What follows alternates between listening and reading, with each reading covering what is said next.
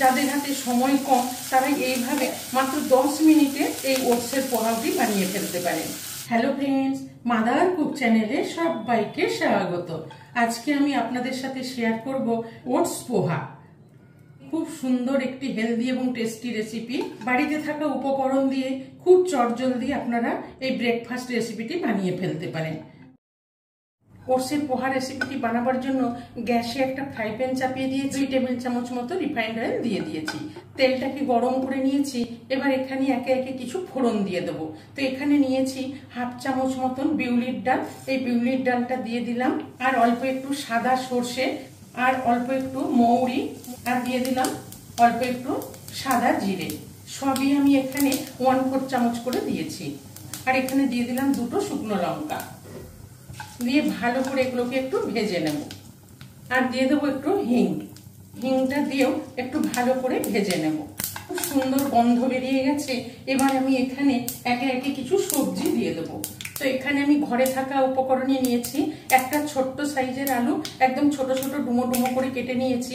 আর একটা ছোট্ট সাইজের গাজরটাকেও ডুমো ডুমো করে কেটে নিয়েছি। আর নিয়েছি হাফ ইঞ্চি আদা কুচনো, আর নিয়েছি 2টো কাঁচা লঙ্কা কুচনো। এবার আমি এখানে একে একে সব উপকরণগুলো দিয়ে দেবো। আদাটাও দিয়ে দিলাম।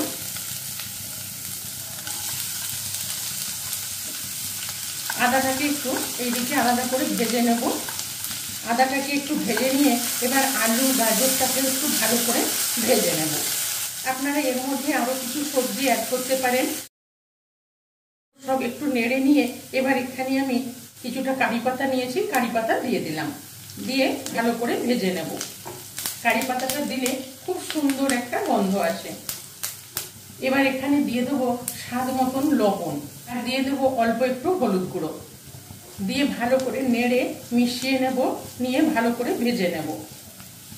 2-3 মিনিটের জন্য একটু ঢেকে দেব, যাতে আলু আর গাজরটা ভালোভাবে সেদ্ধ হয়ে যায়। কিছুক্ষণ ঢাকা দিয়ে দিয়ে ভাজার পর এবার ঢাকাটা খুলে দেখে নেব সব সবজিগুলো সেদ্ধ হয়ে গেছে।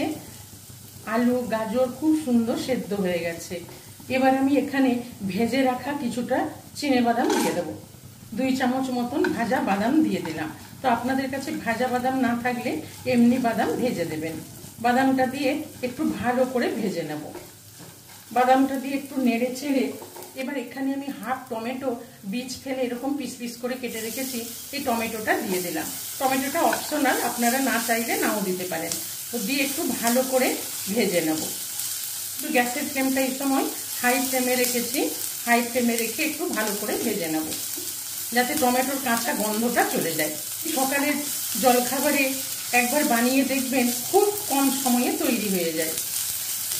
টমেটোটাকে হালকা করে ভেজে নিয়ে এবার আমি এখানে দিয়ে দেব 1 কাপ মতো ওটস নিয়েছি, এই ওটসটা দিয়ে দিলাম। ওটসটা দিয়ে ভালো করে নেড়ে ছেড়ে মিশিয়ে নেব। এই সবজির সাথে ওটসটা দিয়ে একটু ভাজা ভাজা করে নেব।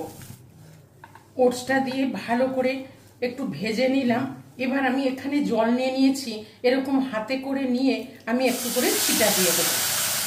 দিয়ে ভালো করে নেড়ে মিশিয়ে নেব। একবারে কিন্তু বেশি জল দিয়ে দেবেন না, এরকম ছিটা দিয়ে দিয়ে জল দেবেন। তাহলে ওটসের পোহাটা খুব ঝরঝরে হবে আর সেদ্ধও হয়ে যাবে। আমি এখানে আবারও হাতে করে জল নিয়ে একটু চারিদিকে এইভাবে ছড়িয়ে দেব। হাতে করে জল নিয়ে এইভাবে চারিদিকে ছড়িয়ে আবারও একটু ভালো করে নেড়ে নেব, নেড়ে মিশিয়ে নেব। দিয়ে একবার গ্যাসের ফ্লেমটা লো করে রেখে একটু ঢেকে দেব, যাতে ভালোভাবে ওটসটা একটু সেদ্ধ হয়ে যায়। একটু ঢেকে রাখার পর আবার ঢাকাটা খুলে দেখে নেব। দেখুন কত সুন্দর জলটা টেনে নিয়েছে। একটু ভালো করে নেড়ে নেব। ওটসটা কত সুন্দর সেদ্ধ হয়ে গেছে। এর থেকে বেশি জল দিলে একদম গলে যাবে, ভালো লাগবে না খেতে। খুব সুন্দর করে ঝরঝরে করে বানিয়ে নিলাম। এবার আমি লবণ মিষ্টিটা চেক করে এখানে স্বাদ মতো দিয়ে দেবো অল্প একটু চিনি, আর স্বাদ মতো দিয়ে দেবো অল্প একটু লবণ। তবে চিনিটা অপশনাল, আপনারা না চাইলে নাও দিতে পারেন। আমি দিলাম স্বাদটা ব্যালেন্স করার জন্য।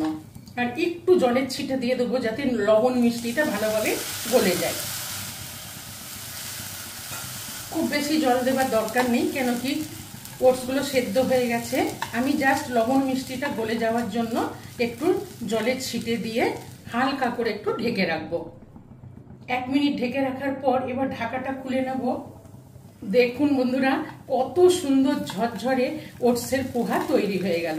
মাত্র 10 মিনিটে এই রেসিপিটি চট করে বানিয়ে ফেলতে পারেন। যাদের হাতে সময় কম তারা খুব চটজলদি এই ওটসের পোহা রেসিপিটি ব্রেকফাস্টে বানিয়ে ফেলতে পারেন। এটি বাচ্চা থেকে বড় সকলেরই ভালো লাগবে। তো চলুন এবার আমি গ্যাসের ফ্লেমটা অফ করে দেবো। একদম সুন্দর ঝরঝরে ওটস পোহা তৈরি হয়ে গেল। এবার আমি এটি গরম গরম পরিবেশন করে নেব। এই রেসিপিটি ভালো লাগলে মাদার কুক চ্যানেলটিকে লাইক, শেয়ার এবং সাবস্ক্রাইব করার অনুরোধ রইল।